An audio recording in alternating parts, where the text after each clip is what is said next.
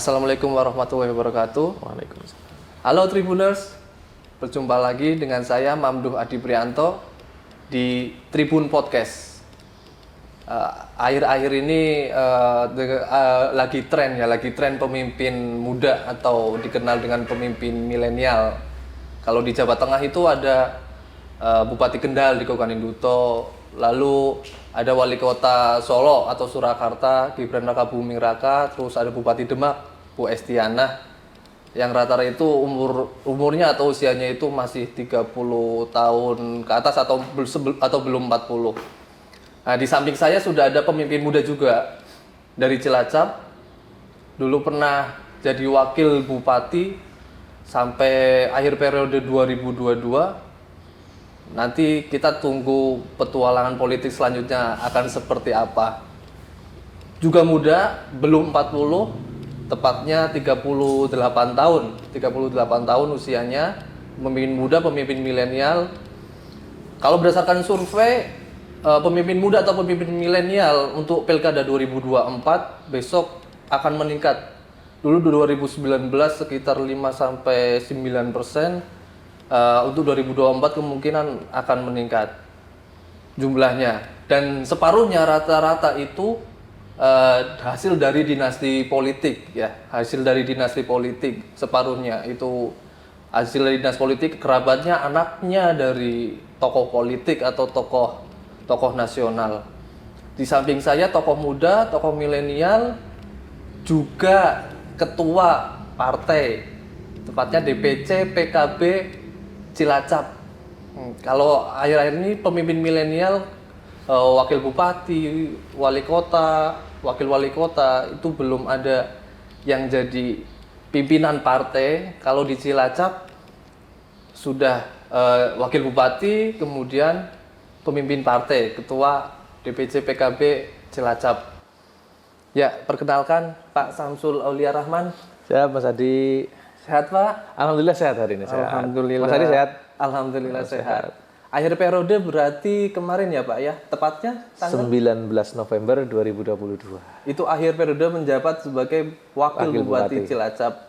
Setelah itu ada kegiatan apa Pak? Kegiatannya saya sederhana Mas. Dulu memang begitu saya lepas dari birokrasi, karena dulu saya PNS Mas. Begitu lepas PNS saya kan tidak bisa kembali lagi karena memang regulasi aturan. Ketika PNS mencalonkan, apabila belum memenuhi syarat kan harus mengundurkan diri. Saya mengundurkan diri, terus kemudian tidak kembali masa PNS-nya. Oleh karena itu tentunya selama saya menjabat 5 tahun kemarin, saya berusaha untuk menata yang menjadi seorang pejabat publik, dalam hal ini wakil bupati, tapi juga menguatkan sisi entrepreneur. Jadi ya ketika sudah selesai masa purna kemarin, sekarang saya mulai untuk menata bagaimana entrepreneur untuk fondasi keluarga dan juga untuk fondasi ya masa depan. Menarik nih Tribuners, masih muda. Kalau akhir-akhir ini kan banyak yang ingin ya, pemuda-pemudi banyak yang ingin masuk PNS. Tapi Pak Samsul Aulia Rahman malah justru keluar dari PNS lalu terjun ke dunia politik. Saya bacakan riwayat singkatnya Pak Aulia Rahman.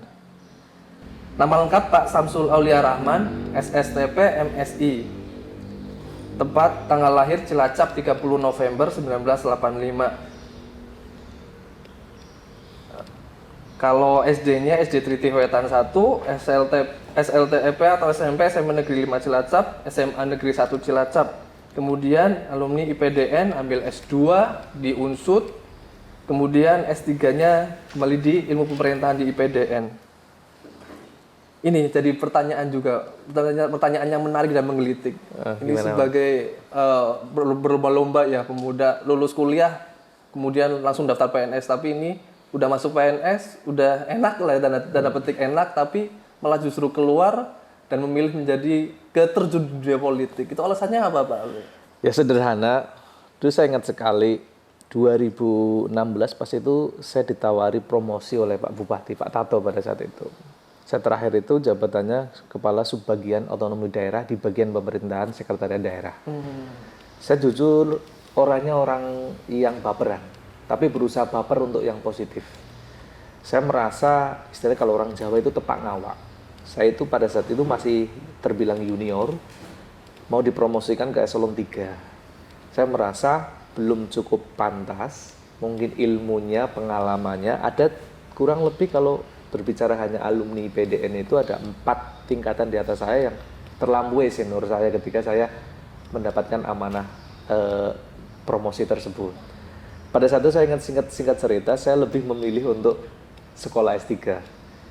Ke Pak Bupati saya minta izin, pas itu saya menyampaikan Pak Bupati, bukan saya menolak dan tidak siap untuk dipromosikan, pada prinsipnya siap, tapi saya merasa belum cukup ilmu dan pengalaman, ada senior saya yang lebih, saya izinkan saya untuk sekolah saja S3, berikan saya untuk tugas belajar, suatu saat nanti saya sudah selesai, Pak Bupati sudah masih mengabdi, dan saya masih bisa diberikan amanah, saya mungkin lebih siap ketika mungkin secara karir saya akan melampaui senior, karena mungkin yang lain belum ada yang S3, saya sudah S3, ada rasa percaya diri. Jadi baper yang positif lah. Jadi akhirnya, ya singkat cerita, terus situasi politik pada saat itu saya ingat sekali Pak Bupati, Pak Tato itu menginginkan wakil bupati yang dari birokrasi. Ingin di akhir masa jabatannya berusaha untuk menata birokrasi yang lebih baik. Jadi pada saat itu ya dikait-kaitkan dengan ada sekda, dengan kepala dinas. Ya mungkin belum jodoh, belum menemukan titik temu. Ada yang cocok, Pak Bupatinya, partai tidak cocok. Ada yang partai cocok, Pak Bupati tidak cocok. Pada akhirnya last minute, terus kemudian supaya merekomendasikan wakilnya dengan Samsul aja. Dia yang sudah tahu, dulu mendampingi saya kurang lebih 3 tahun, ya cara melobi ke kementerian, cara komunikasi, terus dan yang lain, itu Samsul tahu saya. Jadi nanti harapannya bisa lebih mengompakkan antara bupati dengan wakil bupati. Jadi kalaupun bupati pas berhalangan tidak bisa, karena mungkin saya sudah terbiasa mendampingi beliau, akhirnya ya ada sesuatu hal yang Pak Bupati percaya. Artinya itu gagasan dari Pak Tato. Iya, betul.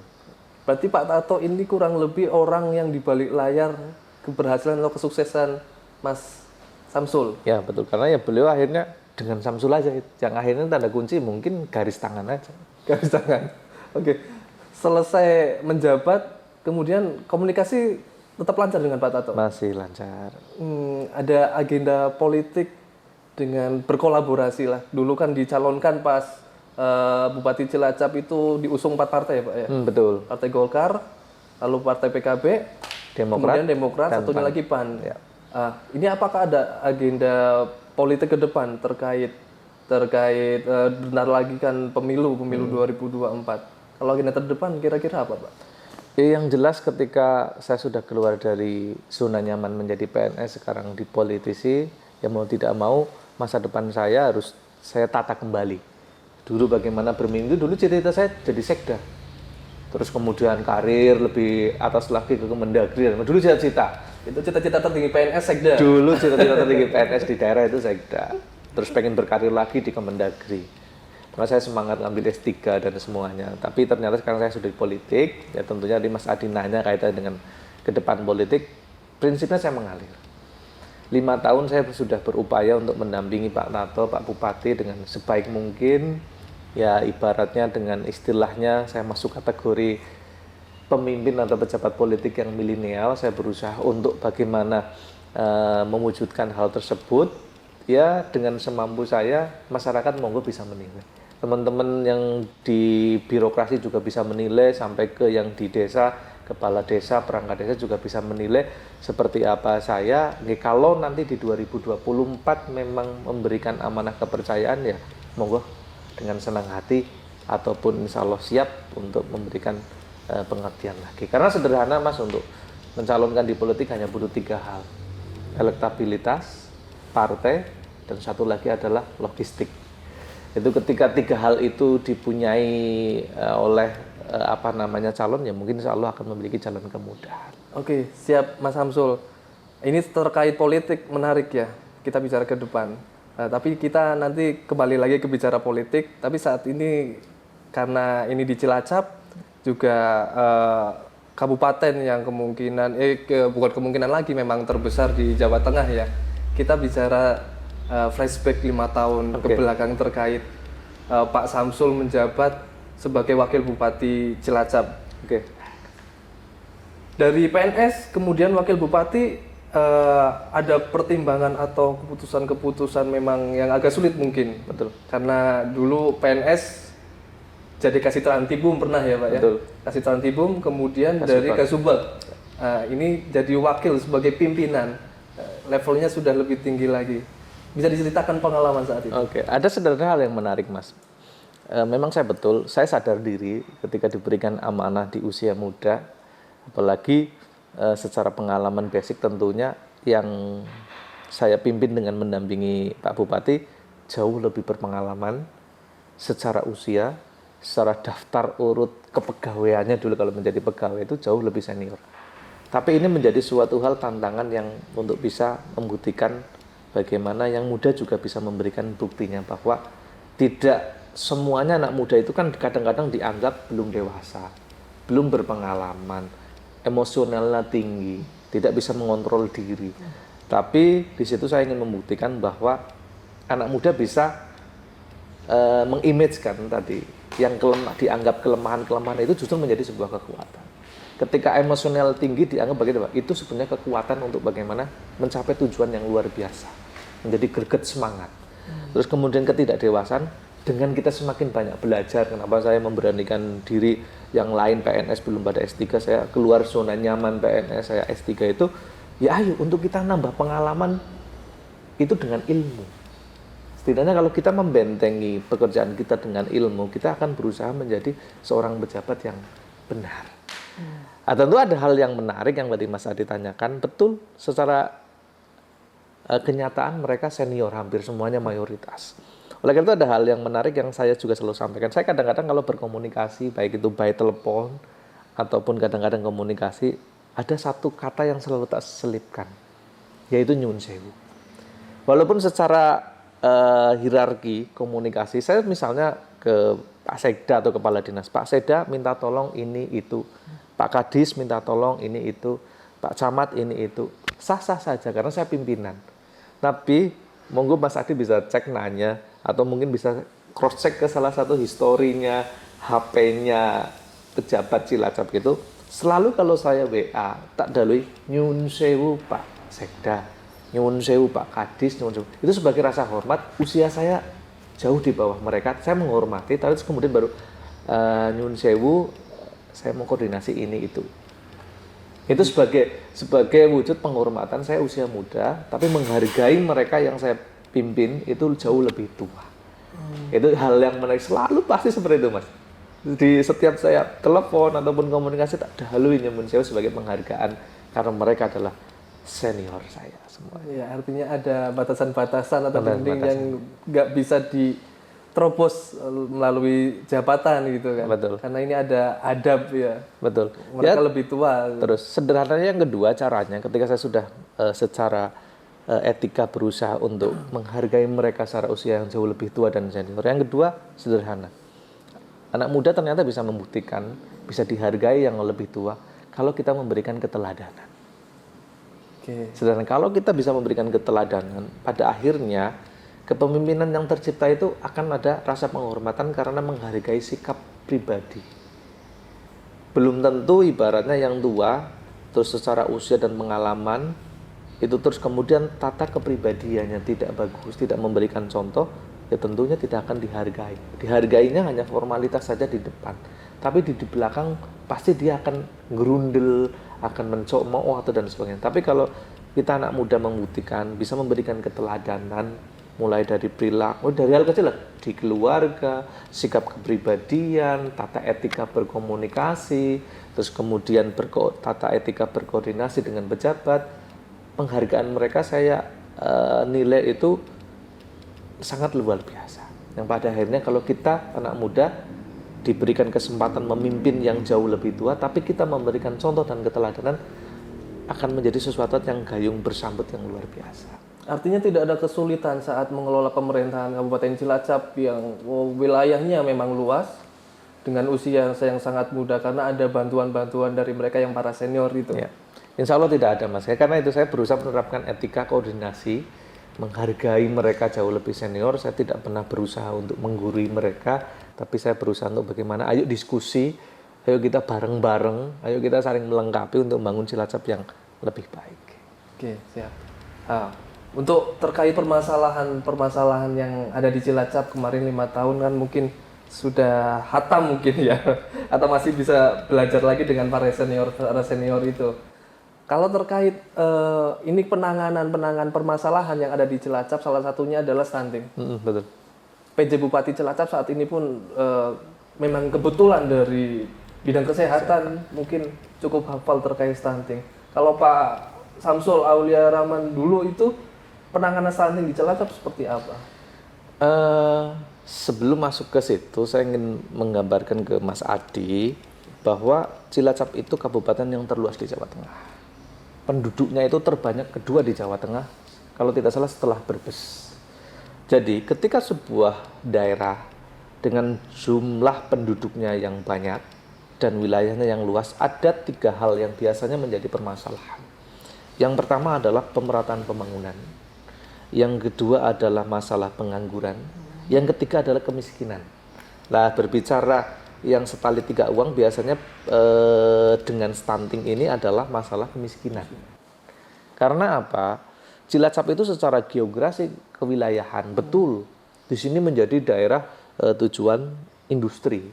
Kalau berbicara kemarin dampak adanya pandemi, tentunya Cilacap kalau melihat nilai PDRB-nya, terus kemudian inflasinya jauh lebih baik daripada ya kabupaten lain yang ada di sekitarnya.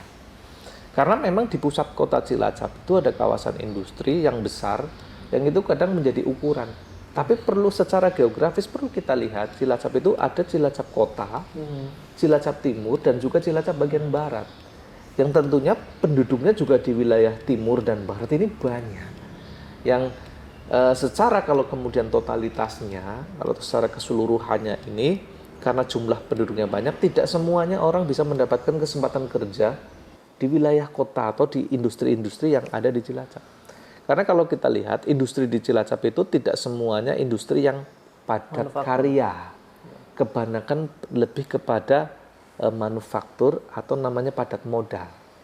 Beda kalau misalnya kita lihat di Jakarta kan mereka banyak konveksi yang besar-besar, banyak menyerap tenaga kerja. Di Cilacap kan biasanya pada proses buildingnya, pembangunannya betul menyerap tenaga kerja banyak. Tapi pada saat operasionalnya biasanya hanya tenaga teknis dan sedikit. Sehingga karena jumlah penduduknya banyak, kesempatan kerjanya mungkin tidak terlalu banyak, hanya pada proses buildingnya yang membutuhkan banyak, akhirnya banyak bekerja di luar daerah. Terus kemudian ataupun ya kerja-kerja yang ibaratnya tidak secara ekonomi tidak bisa meningkatkan kesejahteraan, yang itu mungkin bisa setali 3 uang, pada efeknya akan ada muncul kemiskinan, dan kemiskinan itu menyebabkan stunting yang ada di Kabupaten Cilacap.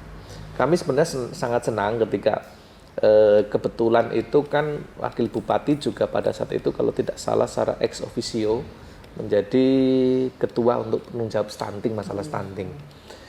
Kalau secara grafik sebenarnya Kabupaten Cilacap itu kemarin sudah ada peningkatan selama 5 tahun itu, ada peningkatan untuk bagaimana menekan angka stunting. Ya beberapa hal program, contoh ketika saya diberikan amanah oleh Pak Bupati untuk kadang memimpin rapat, saya selalu menyampaikan OPD Dinas Badan dalam membuat program jangan hanya program yang sifatnya sekali pakai atau program yang ikan saja yang habis dimakan, tapi coba buat program yang pemberdayaan yang sifatnya kail. Jadi ketika pendampingan yang sifatnya sekali habis sekali makan ikan ini itu masih punya kail, nanti mereka bisa untuk mencari ikan sendiri. Jadi otomatis secara bertahap kesejahteraan mulai pulih. Termasuk kita juga berupaya memanfaatkan berbagai sektor untuk bagaimana berusaha menggandeng perusahaan-perusahaan untuk lebih bermitra. Ada forum CSR. Termasuk kita meniru strategi yang diterapkan provinsi. OPD kemarin di 2021 kita berupaya meniru provinsi, ada yang namanya OPD pendamping ya, untuk desa-desa yang statusnya miskin atau merah, untuk bisa lebih percepatan. Termasuk program CSR-nya atau TJSLP-nya kita arahkan lebih sinkron dan sinergi. Mana memang daerah-daerah yang miskin Ini perusahaan-perusahaan yang memang memiliki kewajiban TCSLP atau CSR-nya itu membantu juga yang daerah-daerah ini. Jadi OPD-nya mendampingi, perusahaan juga mendampingi. Insya Allah ini berupaya sebagai wujud untuk menekan kemiskinan yang endingnya berupaya terus mengurangi stunting yang ada di Kabupaten Cilacap. Artinya dikeroyok bareng-bareng, ada Keroyok perusahaan bareng-bareng. lewat CSR, pemerintahan, juga tentu masyarakatnya itu. Ya, betul. Atau pihak terkaitnya. Betul. Ya termasuk saya kalau lagi diberikan amanah untuk mewakili beliau ke wilayah, saya selalu sederhana. Sebenarnya banyak hal yang potensi masyarakat bisa yang namanya mengurangi kemiskinan dari rumah. Saya kira kalau di sambutan selalu tak selipkan, Bu silahkan ayo. Kita bisa sebenarnya menanam bahan makanan yang itu nilai gizinya bagus dengan memanfaatkan lahan pekarangan. Saya sering pernah di sambutan menyampaikan orang Jepang iri loh dengan orang Indonesia. Bahkan saya pernah membaca sebuah artikel itu mereka sampai karena nggak punya lahan di atas rumahnya paling atas itu dibuat dak. Mereka beli tanah lalu menanami tanaman-tanaman produktif untuk dikonsumsi sehari-hari. Nah di kita rata-rata coba, setiap rumah pasti di pedesaan punya lahan lebih untuk ditanami. Tapi apa? Rata-ratanya seberapa persen yang sadar untuk kemudian menjadikan lahan tanaman produktif untuk dikonsumsi yang tentunya kita bisa juga pantau kesehatannya. Sehingga kalau itu kemudian penanganan stunting juga dimulai dari rumah, kesadaran untuk bagaimana makanan sehat bukan harus mahal, Mas. Bukan yang harus ada di supermarket, itu tidak. Makanan yang ditanam sendiri di lingkungan rumah dengan memanfaatkan lahan pekarangan itu justru mungkin jauh lebih sehat. Terus apalagi kalau kita berbicara, kita pesisir pantai, saya sering pernah beberapa mewakili Pak Bupati di acara nelayan. Oke lah mungkin orang kaya untuk mendapatkan yang gizinya beli ikan salmon. Tapi apa? Ikan kembung yang murah meriah itu apa? Omeganya jauh lebih besar daripada ikan salmon. Yang tentunya mindset kita ayo. Makanya program Gemar Makan itu bagus. Yang paling susah tantangannya adalah merubah mindset. Itu. Terus yang selanjutnya upaya kita adalah pada saat itu saya sering meminta izin ke Pak Bupati untuk bahasanya ngemis, Mas. Makanya saya nyun jauh dikenal di Jakarta atau mungkin di provinsi ataupun kadang-kadang orang politisi yang dari Dapil Cilacap, saya terkenal wakil Bupati Cilacap Esinom Celamitan. Karena saya setiap ketemu mereka, saya selalu menyampaikan ini loh permasalahan Cilacap dan saya butuh bantuan ini. Setelah itu saya presentasi singkat, saya cerita singkat, kalau misalnya nanti terus OPD supaya bikin proposal, saya dorong. Besoknya terus kalau sudah ketemu tak bikin proposal, saya langsung presentasi sendiri, minta izin ke Pak Bupati, Bupati kita butuh bantuan ini. Nah termasuk mungkin pendukungnya di KPU-an atau di Kementerian Desa, kementerian yang lain, saya selalu berupaya ke sana minta. Ya karena APBD kita Cilacap itu mungkin Cilacap itu dinilai kabupaten yang ada industri kaya, tapi perlu masyarakat tahu bahwa adanya Pertamina, adanya pabrik semen, adanya PLTU dan semuanya, pajaknya itu tidak semuanya masuk ke Cilacap. Betul, kalau setiap minyak yang terolah kita ada retribusi atau bagi hasil itu ke Cilacap, setiap listrik yang terolah dari batu bara, kita mungkin per KWH dapat bagian hasilnya. Wah kita Cilacap pasti kaya, tapi tidak. Itu semuanya menjadi pajak yang sesuai dengan Undang-Undang Perimbangan Keuangan Pusat dengan Daerah, itu menjadi pajaknya pusat. Paling kita hanya ada beberapa pajak yang memang itu kewenangan daerah, jadi kecil. Makanya PAD kita itu belum sampai optimal. Dari APBD ya setiap tahun rata-rata di atas 3 triliun. Kalau dengan perubahan ya bisa 3,5 triliun. PAD kita coba berapa, Mas? Kalau nggak salah terakhir 2022 target kita 700 miliar. Kan baru seberapa persen? Beda dengan coba kita lihat daerah industri atau daerah yang penghasil minyaknya nih di Bojonegoro, di Cepu, Blora ya. Kita kan pengolah minyak bukan penghasil minyak. Kita pengolah batu bara bukan penghasil batu bara. Artinya sindiran itu betul ya? Betul, Cilacap kota kaya banyak industri tapi masyarakatnya kok masih miskin. Nah, betul, dalam artian masyarakat mungkin juga belum tahu bahwa PAD yang dihasilkan dari industri itu juga kecil, belum signifikan karena memang kita ada aturan perimbangan yang kue itu diserap ke APBN lalu dibagi ke 514 kabupaten se-Indonesia. Untuk dana bagi hasil. Ya, yang dapatnya akhirnya kita bisa dapat DAP, dapat DAU, dapat tugas pembantuan, dapat ban keuangan dan sebagainya. Oke. Ini juga terbuka mindset orang-orang gitu. Kok kenapa ya tadi ada sindiran? Kota Cilacap kota industri, banyak industri ya skala nasional bahkan multinasional, tapi kok masih banyak masyarakatnya yang sekitar 10% masih di bawah garis kemiskinan. Ya. 10% Pak ya? Ya, 10. Betul, sekitar 10% di bawah garis kemiskinan. Kalau permasalahan yang menurut Pak Samsul itu masih complicated, masih susah untuk diurai itu selama menjabat 5 tahun sebagai Wakil Bupati Cilacap apa Pak? Satu yang pertama adalah tadi resiko sebuah daerah yang luas wilayahnya tentunya beban untuk menyelesaikan permasalahan pembangunan infrastruktur pembangunan itu juga berat. Tadi kalau kita sampaikan kita keterbatasan untuk PAD. Terus kemudian yang endingnya ketika PAD mungkin belum optimal, terus kemudian jumlah penduduk kita banyak, APBD kita kadang terbatas untuk membangun infrastruktur dan menyelesaikan permasalahan, pada akhirnya kemiskinan sebenarnya perubahannya tidak signifikan. Tapi ada prestasi yang baik di Kabupaten Cilacap, Mas. Dulu saya pada awal menjabat ingat sekali, kebetulan kan Wakil Bupati juga sebagai Ketua Penanggulangan Kemiskinan di daerah. Saya ingat sekali pada saat dulu kami menyusun RPJMD, pada saat itu angka kemiskinan Cilacap 13%, 13,9 bulan kalau tidak salah. Kita ditargetkan hanya di akhir masa jabatan Mas Mene kemarin di itu hanya turun sekitar 1,5 digit. Sebenarnya kita targetkan itu di angka 12%. Tapi alhamdulillah karena ya itu ya mungkin saya terkenal Wakil Bupati yang cerewet, saya kadang-kadang kalau diikutkan rapat apa ya berupaya tak memberikan masukan yang jangan kita kerja itu sebagai PNS yang hanya cenderung seremonialitas, formalitas, dan rutinitas, tapi kita berusaha untuk menjadi sesuatu yang produktif, inovatif, dan kreatif, dan program-program yang benar mengena. Makanya saya terkenal ya Pak Bub yang cerewet lah, tapi nggak apa-apa, tapi saya berusaha untuk cerewet yang untuk hal-hal yang baik.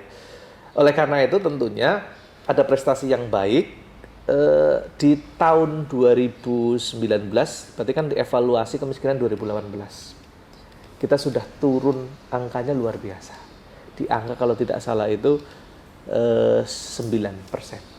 Sebenarnya sudah melebihi target. Itu 2019. 2019. Berarti kan evaluasi kemiskinan 2018 kan angkanya kan baru dinilai 2019 nih. Sebelum pandemi itu ya. Sebelum pandemi itu kita sebenarnya sudah menurunkan angka itu 3 digit.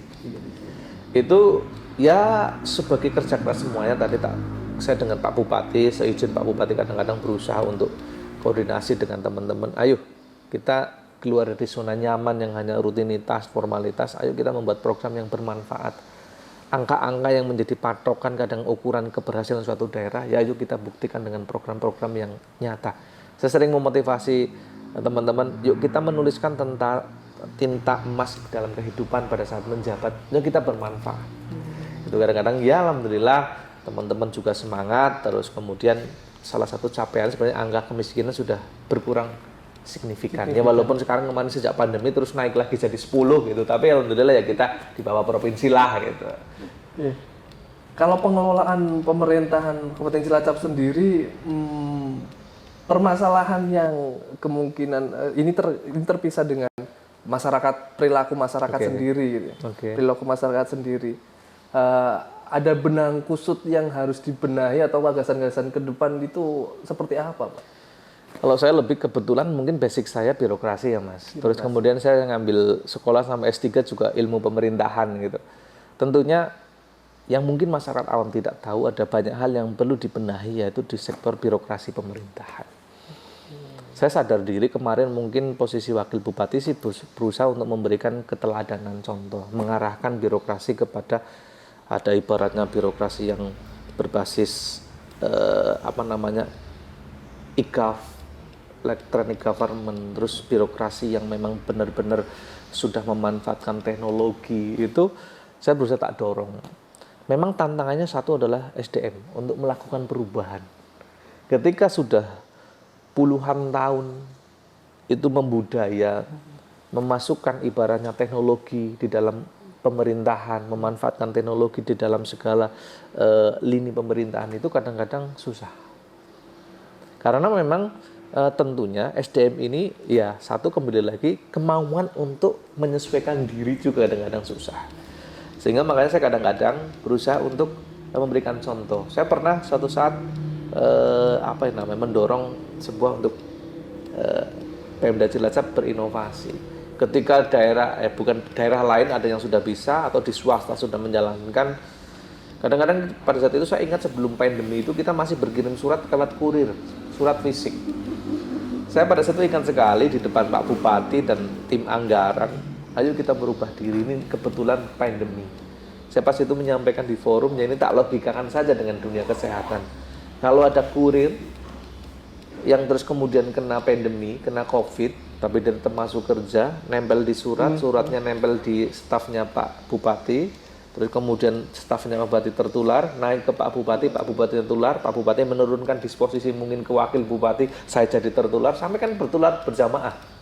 Ayo kita memanfaatkan namanya teknologi atau istilahnya e-gov secara umum, fokusnya mungkin di memanfaatkan IT.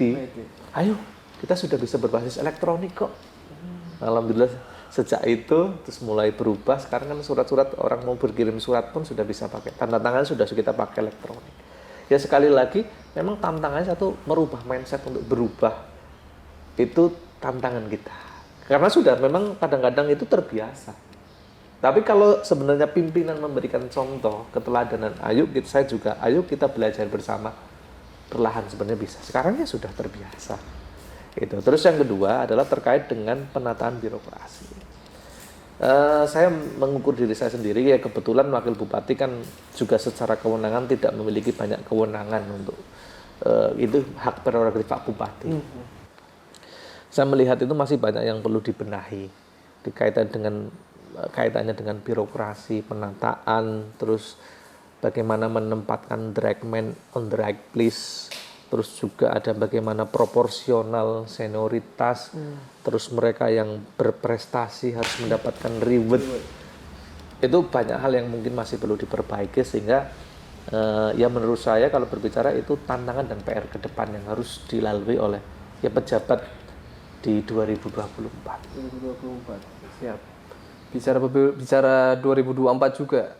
Pak Samsul Aulia Rahman juga menjabat sebagai Ketua DPC PKB Kabupaten Cilacap. Iya betul Mas.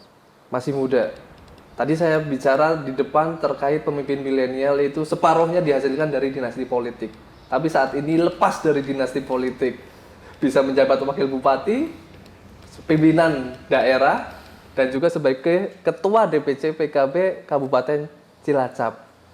Itu bisa diceritakan awal mula terjun ke politik langsung, jadi nggak langsung, kemudian ada proses ke sana ya. Tapi bisa langsung jadi Ketua DPC PKB Cilacap, jadi ceritakan. Ya secara sederhana, saya yakin Partai PKB pada saat itu mungkin memberikan amanah ke saya sudah punya pertimbangan matang, baik secara politik ataupun secara pertimbangan kepartean. Saya betul merasa masih sangat minim pengalaman di politik terutama politik praktis, karena dulu saya basicnya adalah birokrasi. Ya walaupun birokrasi itu bagian dari ilmu politik secara umum, yang tentunya pengalaman saya 5 tahun, terus saya jujur kemarin kenapa terus kemudian bergabung bersama PKB itu sebenarnya saya ke teman-teman partai, khususnya mungkin PKB, saya hanya memberikan konsep membangun Cilacap berdasarkan saya pengalaman 5 tahun. Terus kemudian berdasarkan ya ilmu yang saya pelajari, saya punya mimpi cita-cita untuk membangun Cilacap melalui politik seperti ini. Pada situ saya dipanggil oleh Ketua DPW, terus kemudian DPP, saya ingin menerangkan konsep itu. Saya ingin membangun Cilacap, ya kalau dipercaya melalui PKB, saya ingin Cilacap seperti ini. Saya ingin cara berpolitiknya seperti ini. Politik bisa menggunakan hati, bisa menggunakan kesantunan, bisa menggunakan ilmu untuk bagaimana membangun sebuah daerah yang lebih baik. Jadi tidak semata-mata itu politik harus licik, penuh dengan intrik, tidak. Tapi politik sebenarnya bisa dibangun dengan kesantunan. Politik juga bisa dibangun dengan keteladanan. Politik juga bisa dibangun dengan hati untuk bagaimana menciptakan kondusivitas kewilayahan, sehingga nanti endingnya adalah pembangunan di daerah itu sangat bisa meningkat signifikan. Yang pada akhirnya konsep itu diterima oleh PKB, dan pada akhirnya ya saya walaupun junior gitu, terus kemudian diberikan amanah karena mungkin konsep saya yang saya sampaikan ke pimpinan PKB di Jawa Tengah ataupun di Jakarta diterima, sehingga diberikanlah amanah untuk membersamai PKB untuk ke depan membangun Cilacap. Dilihat dari riwayat PKB bukan partai nomor 1 di Cilacap. Betul. Tapi kenapa kemudian memilih PKB sebagai labuan ya, sebagai labuan Pak Samsul untuk berkarir di politik? Ya.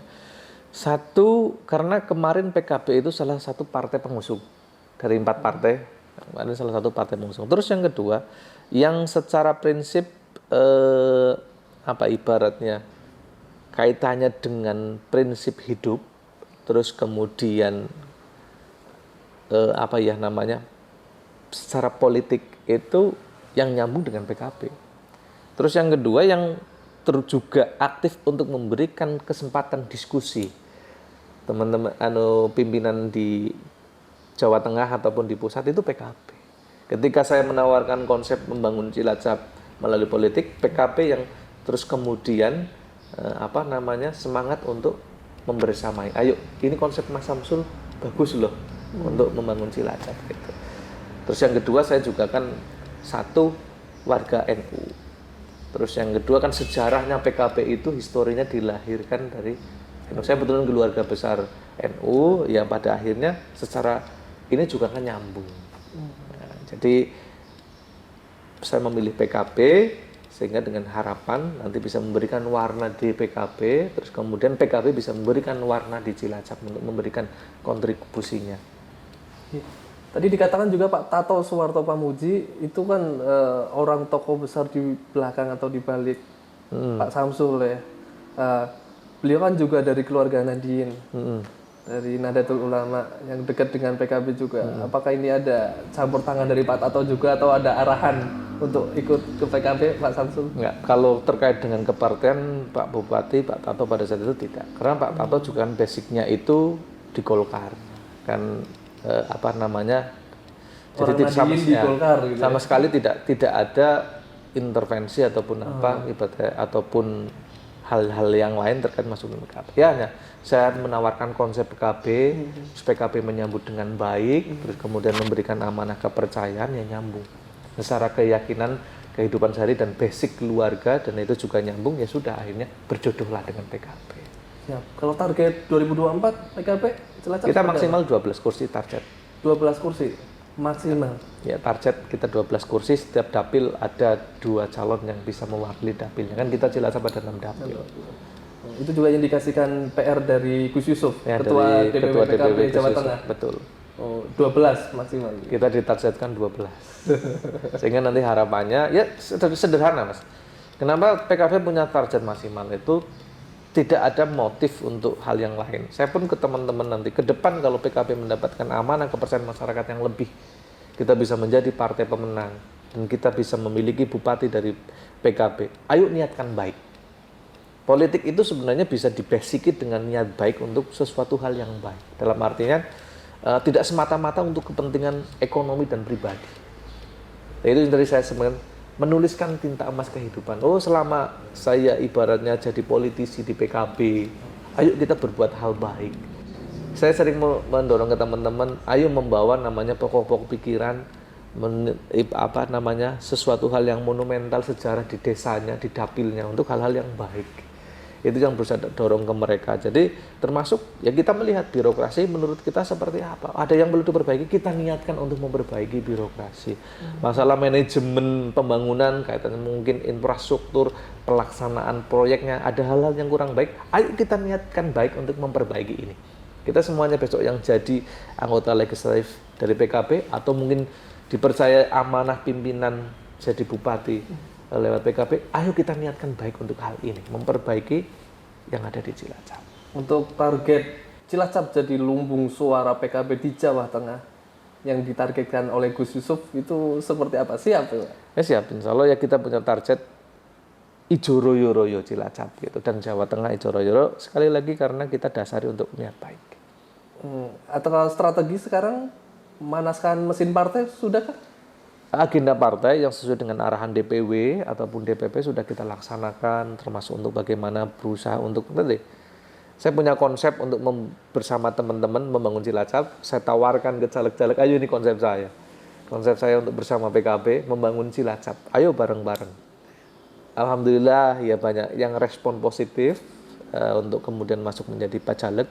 Ya itu harapannya yang menjadi kekuatan PKB di Cilacap untuk bisa lebih optimal mendapatkan kursi. Oke, tadi ada bocoran juga PKB harus jadi semisalkan jadi pemimpin Cilacap berarti sebagai bupati. Artinya ada rencana ke situ. Ya sebenarnya PKB punya mimpi betul seperti itu. Kita menang di legislatif dan kita punya bupati. Bisa direncanakan 2024 besok? Insya Allah dengan semangat, setiap yang menjadi kader PKB memiliki kesempatan. Jadi tidak semata-mata misalnya tidak harus ketuanya. Saya ketua DPC terus berarti hak khusus untuk ketua DPC, tidak. Tapi nanti saya pernah menyampaikan ke Gus Yusuf, termasuk ke Pak Ketum pada saat ada kunjungan juga ke Cilacap gitu. Mohon nanti DPP dan DPW dalam menentukan kader yang untuk di pilkadanya. Setelah kita berusaha maksimal memenangkan di pilegnya, monggo silahkan disurvei. Siapa yang memiliki elektabilitas yang memang paling baik di semuanya calon kader, baik pengurus partai sampai ke tingkat ranting pun itu sudah memiliki hak. Termasuk anggota legislatif yang sekarang 8 juga memiliki hak. Pengurus yang lain di DPC dan di DPAC tingkat kecamatan juga memiliki hak. Nanti monggo silahkan oleh DPP dan DPW disurvei. Siapa yang memiliki kualitas selektivitas yang baik, paling baik, terus kualitas kapabilitas kemampuan yang juga paling baik, terus juga kualitas bagaimana penerimaan di masyarakat, sama kualitas bagaimana ya kesiapan hal lain seperti ya logistik yang baik, yang paling baik. Sehingga kalau itu semuanya optimal, tentunya kita akan mendapatkan calon yang diusung oleh PKB yang optimal. Kalau seandainya hasil survei atau rekomendasi dari DPW atau DPP menunjuk Pak Samsul oleh Rahman lagi maju lagi menjadi Insya Allah Bupati Cilacap gitu? Insya Allah siap, asal itu sekali lagi benar-benar dalam artian ada amanah ke arah situ, dibukakan kemudahan oleh Allah Subhanahu Wa Taala ke arah situ. Oke, tapi masih lama ya setelah Masih lama. Pilpres, kemudian Pileg, setelah itu baru Pilkada. Ya betul. Kalau terkait Pileg yang disiapkan dari PKB Cilacap seperti apa, Pak? Terkait dengan legislatif tentunya kita sekarang sedang berupaya untuk bagaimana terus mencari kader-kader yang terbaik. Artinya kader-kader yang akan dijadikan bakal calon legislatif.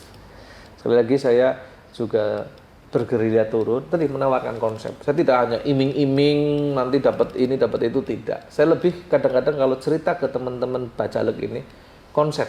Tak buka wawasan pengalaman saya 5 tahun di politik birokrasi seperti ini dan konsep membangun bersama PKB seperti ini. Alhamdulillah banyak yang terus kemudian mereka terbuka wawasannya, tergali ini untuk membersamai PKB untuk nanti nyalon di legislatif. Jadi kadang-kadang itu kan orang mencari bakal calon legislatif itu hanya kepentingannya politik praktis, transaksional dan sebagainya. Saya lebih kepada ayo membangun, ayo ini konsep loh, Pertarungan ide. iya, kita bisa membawa sebuah perubahan.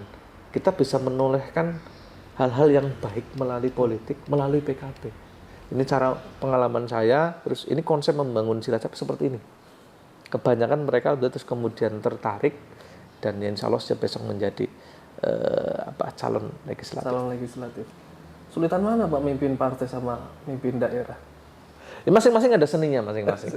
Artinya kalau berbicara sulit tidaknya, ya mungkin sama ya. Saya di partai kan ibaratnya secara ini pengalaman sangat junior.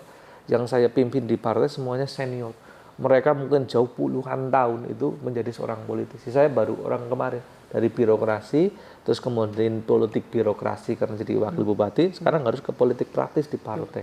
Terus saya sadar diri, minim pengalaman Terus kemudian, tapi saya tadi berusaha untuk memberikan keteladanan, saya berusaha untuk membawa PKB itu secara berpolitik itu bisa dengan niat baik, dan bagaimana PKB memiliki konsep, terus keluar dari zona nyaman, terus untuk bagaimana menguatkan hal-hal pondasi untuk membangun Cilacap, cara seperti ini konsepnya.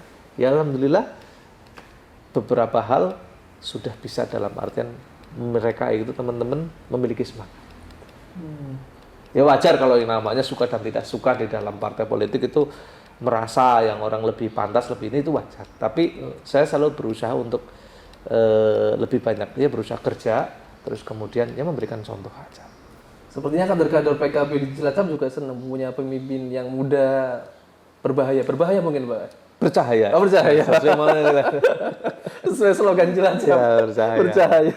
Muda dan bercahaya itu. Siapa Samsul pesan untuk warga Cilacap sendiri ini seperti apa? Mungkin bisa disampaikan. Untuk warga masyarakat Cilacap, khususnya saya menitipkan 2 tahun ini tentunya dijabat oleh penjabat Bupati Cilacap, yang tentunya kami berharap untuk didukung apa yang menjadi program-program yang dilaksanakan oleh penjabat Bupati sekarang, oleh birokrasi yang melaksanakan. Bantu pemerintah Kabupaten Cilacap untuk mengoptimalkan pelaksanaan pembangunan. Pemerintah Kabupaten Cilacap tidak bisa sendiri, Mas. Tentunya harus bersama dengan masyarakat. Apapun program, sebaik-baiknya program, kalau penerimaan dan dukungan di masyarakat tidak baik, tentunya juga tidak akan berjalan dengan baik. Itu kaitannya dengan hal yang sekarang 2 tahun ke depan. Terus mungkin nanti tahun 2024 ada tahun politik. Saya nitip kepada masyarakat Kabupaten Cilacap untuk meningkatkan partisipasi politiknya. Kadang-kadang orang banyak yang antipati dengan politik. Ngapain sih berpolitik? Ngapain sih harus ini tuh? Kaitannya dengan harus memilih, harus apa, sehingga menurunkan kaitannya dengan partisipasi politik. Saya ingin mendorong dan mengajak seluruh warga Cilacap, baik yang berdomisili di Cilacap ataupun berdomisili di luar Cilacap, untuk ayo kita berbuat baik, melakukan sebuah kebaikan melalui politik. Minimal dengan memilih kader-kader yang nanti akan mencalonkan di legislatif, bahkan sampai nanti ke presiden, dan endingnya di akhir tahun 2024 ada di pilkada, nyalon di gubernur ataupun di daerah. Jangan hanya melihat politik itu secara transaksional.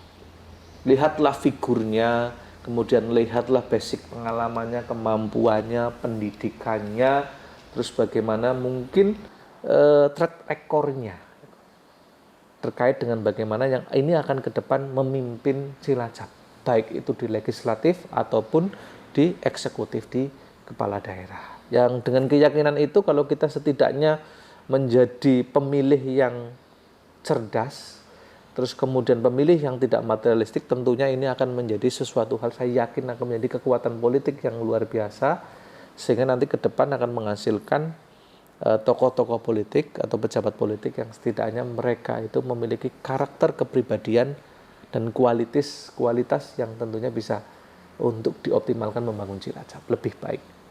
Baik. Untuk gagasan besar ke depan jika Pak Samsul dipercaya lagi untuk memimpin Cilacap seperti apa? Monggo silakan disampaikan. Gagasan ke depan saya ingin berupaya ya bersama PKB tentunya, karena saya sekarang di PKB, untuk Cilacap lebih bangkit lagi. Sesuai dengan Partai Kebangkitan Bangsa. Cilacap lebih bangkit lagi karena sangat potensial, Mas.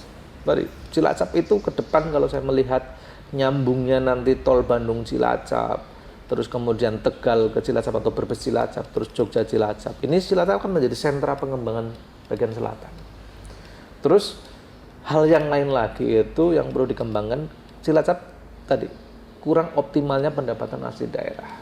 Karena memang kita belum bisa menjadi bagian ketika ada industri investasi besar di Cilacap. Prusda kita masih belum optimal. Saya sampaikan prusda kita masih belum optimal dan kadang hanya menjadi penonton. Saya ingin membangun ke depan bersama PKB, kalau diberikan amanah itu, untuk berusaha mendorong agar Cilacap tidak hanya menjadi penonton. Prusda kita tidak hanya menonton, tapi menjadi pelaku, membersamai investor, sehingga nanti PAD-nya itu meningkat. Prusda ini bahkan lebih bisa menyumbangkan pendapatan asli daerahnya. Misal mau ada contoh, misal di PLTU ada project, di Pertamina ada project, atau di RDMP ada project, di pabrik semen ada project. Ayo, Prusda ini masuk menjadi bagian yang akhirnya secara profesional, terus kemudian endingnya kan mendapatkan pendapatan asli daerah. Nanti kalau PAD-nya meningkat, kita akan lebih leluasa untuk meningkatkan kesejahteraan pegawainya, kesejahteraan masyarakatnya, mengatur program itu enak. Kalau sekarang kan hanya mengandalkan DAK itu kan kadang-kadang sekarang DAK dan dana alokasi umum itu kadang-kadang sudah spesifik, khusus untuk apa. Dan kita akan lebih bersih optimal sebenarnya kalau pendapatan asli daerah kita juga optimal. Kita mau membuat program ibaratnya sesuai dengan permasalahan, basic permasalahan, akan lebih leluasa dan lebih enak. Itu yang dalam artian saya bersama PKB untuk bisa ke depan punya mimpi cita-cita itu, sehingga nanti angka kemiskinan kita akan semakin meningkat. Termasuk saya berupaya ke depan itu bersama PKB itu tidak hanya industri-industri yang sifatnya padat modal. Ke depan kita dorong bersama PKB industri yang padat karya. Jadi banyak menyerap. Jadi Cilacap itu kadang kan juga dikritisi mengekspor tenaga kerja baik keluar daerah dan keluar negeri yang banyak. Kalau di kita banyak yang nanti padat karya, kan secara korelasi ini akan menyerap tenaga kerja. Jadi pabrik-pabrik investasi yang padat karya akan kita dorong ke depan, termasuk saya berupaya mimpi untuk bagaimana memberikan karpet merah untuk para pengusaha. Saya memberanikan diri untuk ke depan, ayo jangan bermain-main, misalnya ada oknum pejabat yang mungkin bermain kaitannya mempersulit dengan kepentingan sesuatu untuk mendapatkan sesuatu gratifikasi. Jangan. Karpet merah untuk industri Cilacap masuk, tapi mohon saya punya Prusda, libatkan. Saya punya masyarakat, manfaatkan untuk bisa bekerja di sini. Permintaannya hanya itu. Kadang-kadang kan investor lari karena sudah dimintai dulu mungkin oleh pimpinannya, mungkin oleh pejabatnya gitu. Mungkin tapi tidak di Cilacap mungkin. Sehingga nanti lari. Terus kadang-kadang hanya kalau dengan politik praktis. Tidak bagaimana kalau saya mimpinya Prusdanya ikut berpartisipasi, masyarakatnya optimal, sehingga kita dorong juga masyarakat Cilacap untuk memiliki kemampuan secara formal. Harapannya saya kedorong itu ke depan itu kita terformalkan terkait dengan keahlian. Karena kadang-kadang investor itu untuk mencari tenaga kerja itu butuh melihat dokumen formalnya. Misalnya butuh tenaga kelistrikan.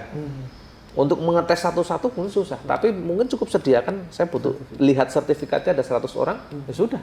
Kalau itu saya ke depan itu berusaha untuk mendorong ada sertifikasi formal untuk tenaga kerja ahli. Sehingga ketika butuh, ya sudah.